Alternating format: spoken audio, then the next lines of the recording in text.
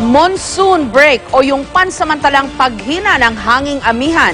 Yan daw ang dahilan ng biglang pag-init ng temperatura sa Metro Manila. Kahapon na umabot pa sa 32 degrees Celsius. Pero ayon sa Pag-asa, muli nating mararamdaman ang malamig na klima sa mga susunod na araw. May report si Lala Roque. Marami ang enjoy sa nanunuot na butong lamig ang naramdaman lalo na tuwing madaling araw nitong mga nakaraang linggo. Bukod sa ginhawa, naging pagkakataon pa ng ilan na magbihis imported. Tulad ng mga residenteng ito ng Baguio City na parang nagpa-fashion show sa mga suot nilang pangginaw.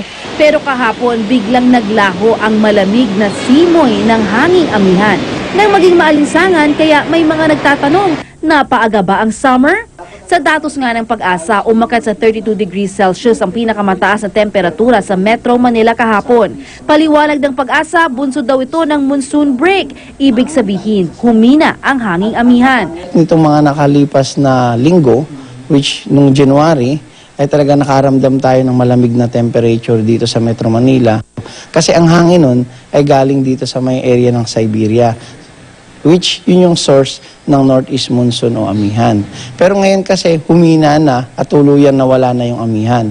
Kaya ang magpe-prevail ngayon na hangin ay galing pa rin sa east to southeast, which is a little bit warm.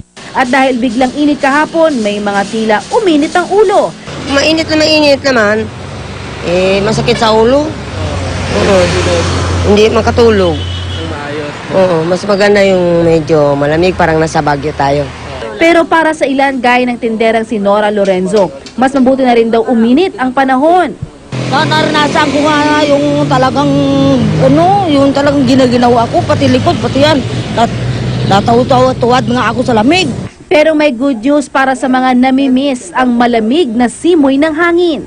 Sa aming pag-analisa, sa Martes bukas, magkakaroon ulit tayo ng northeast component na hangin na manggagaling sa may Siberia. At ito ay dito muna makakaapekto sa may extreme northern Luzon hanggang sa may northern Luzon. Ibig sabihin, medyo lalamig ulit yung temperatura natin. Lala Roque, GMA News.